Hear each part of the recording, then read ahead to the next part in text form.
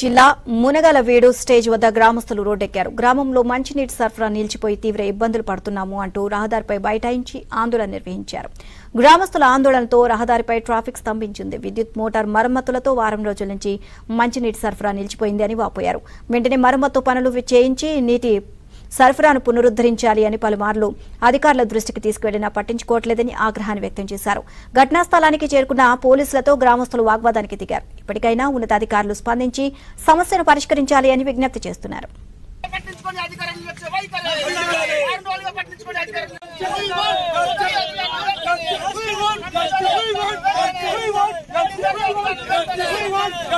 ఈరోజు మునేడు గ్రామంలోని త్రాగునీరు సమస్య చాలా అధ్వాన పరిస్థితిగా ఉంది. గత 10 రోజుల నుంచి కూడా 2 ఓపెన్ వెల్ బావులుండి 3 బోర్వెల్ నుండి కూడా మాకు సరైన సదుపాయం కల్పించక ప్రభుత్వ అధికారులు నిర్లక్ష్యం చేస్తూ గత వారం రోజుల నుండి కూడా ఓపెన్ వెల్ మోటార్ కాలిపోయి స్టార్టర్ ఇవన్నీ శిథిలావస్థమైనా కూడా దాన్ని పట్టించుకునే నాదులు లేక స్థానిక పంచాయత్ సెక్రటరీకి చెప్తే, స్థానిక ఎంపీడీఓ గారు చెప్తే నిధులు లేవు, మాకు ఏం చేయలేని పరిస్థితి.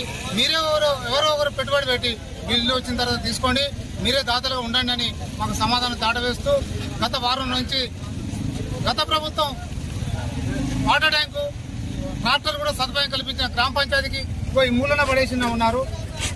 వాటికి గ్రామ పంచాయతీకి ఏదైనా ట్రాక్టర్ రిసిప్ట్ కోసం 500 తీసుకొని ట్యాంకర్లు పంపిస్తున్నారు ప్రైవేట్ ఫంక్షన్లకు కూడా. కానీ ఈ ప్రజలకు తాగునీటి సమస్యకు ఉపయోగించకుండా త్రాగునీటి సమస్యను ట్యాంకర్ను శిథిలావస్థంగా పడేసి ఉన్నది.